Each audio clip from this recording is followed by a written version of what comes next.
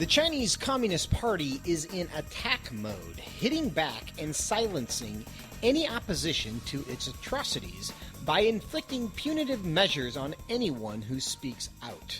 The Council of the European Union announced on Monday that it would impose restrictive measures on 4 Chinese nationals and one entity over China's mistreatment of its minority Uyghur population. And China hit back shortly after with a tit-for-tat countermeasure by sanctioning 10 individuals and 4 entities that they claim have spread rumors and lies about Xinjiang. Among those who have been put on China's sanction list is Adrian Zenz, one of the world's leading scholars on China's government policies toward the country's western regions of Tibet and Xinjiang.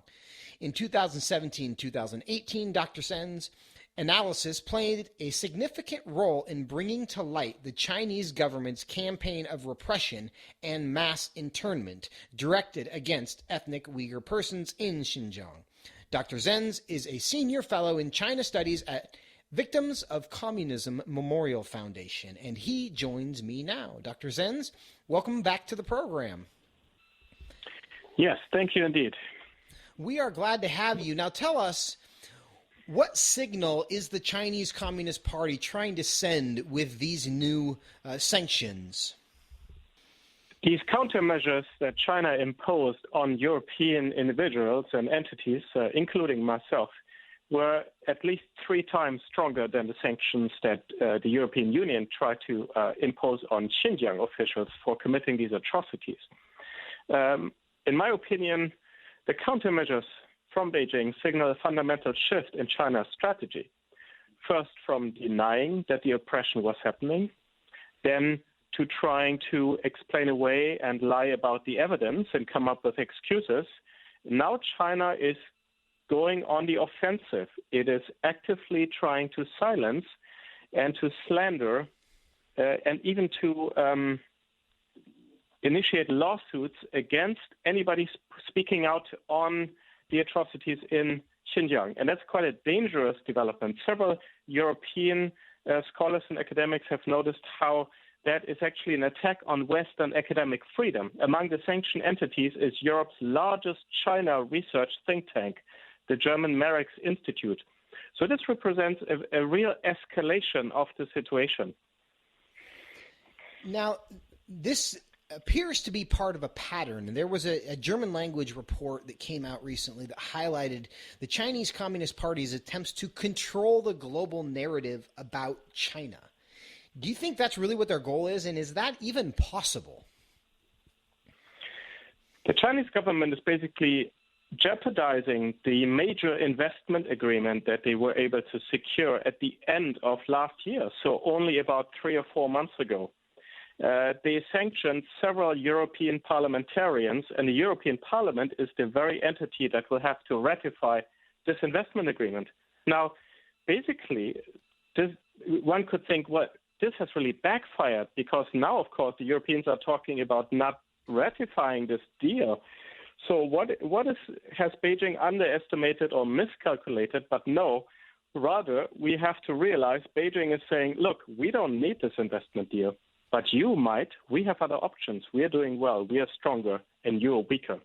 And that's also the message I think that Beijing was sending to Anthony Blinken, Secretary of State in Alaska, that a really escalation at the meeting there between the U.S. and China. Beijing is basically saying, look, if you try to speak out critically on what we are doing to the Uyghurs, we're going to hit you. And we're going to block you, and we're going to try to weaken and attack you because we can afford to do it, and we don't care about the criticism. So they are going after the critics. Most recently, actually, yesterday and the day before, Chinese consumers have been riled up by the government to start to boycott Western brands like Nike and the European textile maker, garment maker H&M. Because those 2 companies publicly stated they would no longer source from Xinjiang over forced labor. Now they're being boycotted in China. So again, the Chinese government is trying to force people, you have to choose between us or the others. Either you're for us or against us. Now, I want to talk about Nike and H&M, but more broadly, for those of us who, most people haven't lived in China, cultural differences are real. In any political negotiation, there's things that somebody cares about, and then there's things that they don't necessarily care about. What do you think matters most to the Chinese communists in these negotiations, in the relationships they're trying to develop with the international community? What is the leverage that you can get with the Chinese Communist Party? Because what are they trying to accomplish primarily? China used to try to buy favor and to gain access to markets, to gain access to technology. Now they're saying, we don't need this anymore. We don't need you anymore as much, at least. They're still a little bit more careful with the United States. They're not trying to completely offend the United States. So China's countermeasures with the U.S. have been tit for tat. But this countermeasure with Europe was like 3 times what Europe did. And therefore, the Chinese message is, you are weak and we are stronger. We don't need this anymore. If you cross the red line, then we're cutting you off, basically. And the red line, shockingly, is their atrocities, what they're doing not only to the Uyghurs but also to Tibetans and in Hong Kong and threatening Taiwan. This has been declared now officially a red line. If you cross it, Beijing will cross you. And that is a new escalation. Is it true that China doesn't need Europe anymore, economically speaking? I think China is playing a little bit the strong man. I think they're quite proud to see how their economy has developed, that they have been tackling the pandemic, the COVID pandemic, better than other countries, of course, at a cost, but still, they have contained it much, much more so than the West. And I think China is thinking that they're really seeing this from a position of strength. Of course, China does need the European market. But of course, Europe is not about to cut off any Chinese imports. It's just about engaging one step closer. China is there's a little poker play here. China is kind of speculating that Europe will actually say, look, we kind of need this really. We might need to take a step back and forget about Xinjiang for a while and think of our own interest. So I think China is playing with Europe. There's a risk involved, but China obviously thinks it's worth taking the risk. But I think also China is really saying, look, this is a hard red line. Even if we lose out economically, we can take it. You're not going to cut us off completely. You can't. You're too dependent on us. That's what it has come to. That might actually be true. And that's kind of the play that they're making. Now, I want to talk a little bit with you about the relationship with China and President Biden and the United States as well. And I'm going to play a short clip here and this is brief, but I don't know what to read into this, and I want to get your reaction to this comment that Biden made about his relationship with the Chinese president. The thing that I admire about dealing with Xi is he understands. He makes no pretense about not understanding what I'm saying any more than I do him.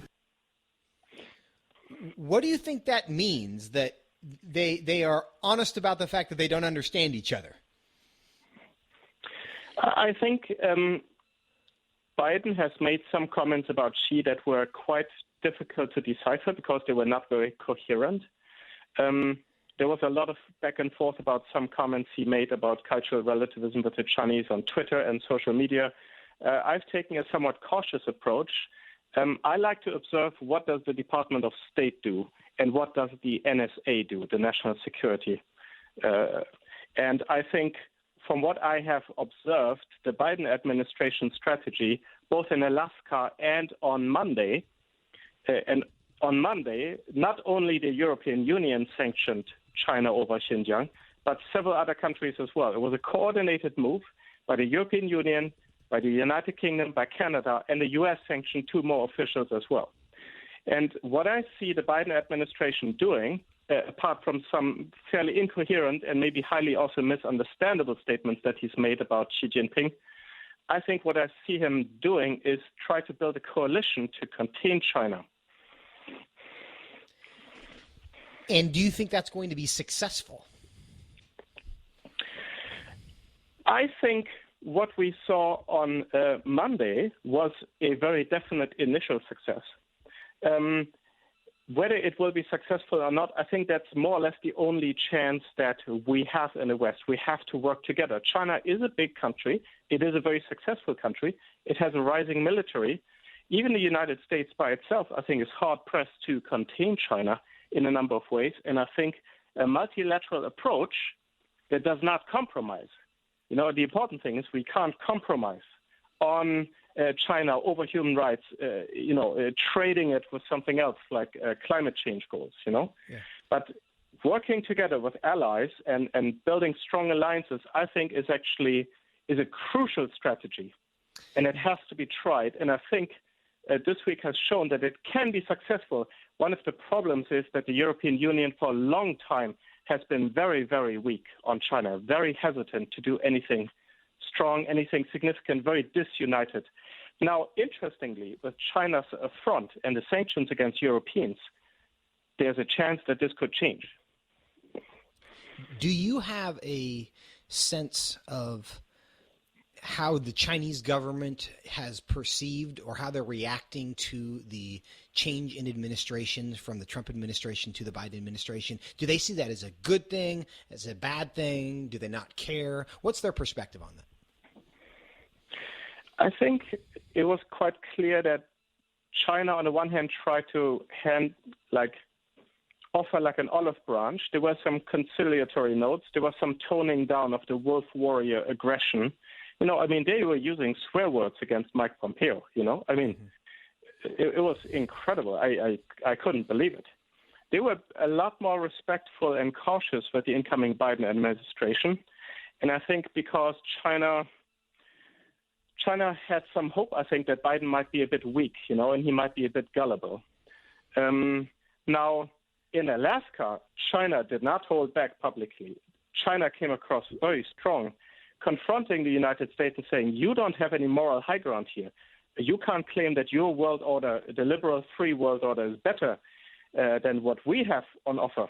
That's what the Chinese told the U.S. Look, and you can't say you have better human rights than we do. Look at your country, look at your past, your history, etc. So they were really trying to attack the U.S. leadership of the free world. That's what they were attacking. And I think that means that their strategy, in essence, has not changed. Whether they will treat the Biden administration differently than the Trump administration remains to be seen. But my guess is probably not. Now, we've gotten to this point in the conversation, and we haven't discussed the Uyghurs yet. And they have been and appropriately so, an international conversation and the Chinese government's mistreatment of them. What would your advice be to the Biden administration for how to try to help the Uyghurs and how to deal with China? It's very interesting.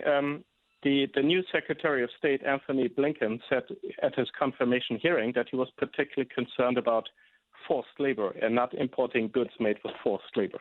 Mm-hmm. And, further messages from the White House have basically confirmed that that's a priority. And that's quite interesting because my priority would be just that. My priority would be to say forced labor is the number one issue where we can exert pressure on the Chinese, where we can at least exact a cost, a penalty for doing such evil, And sure.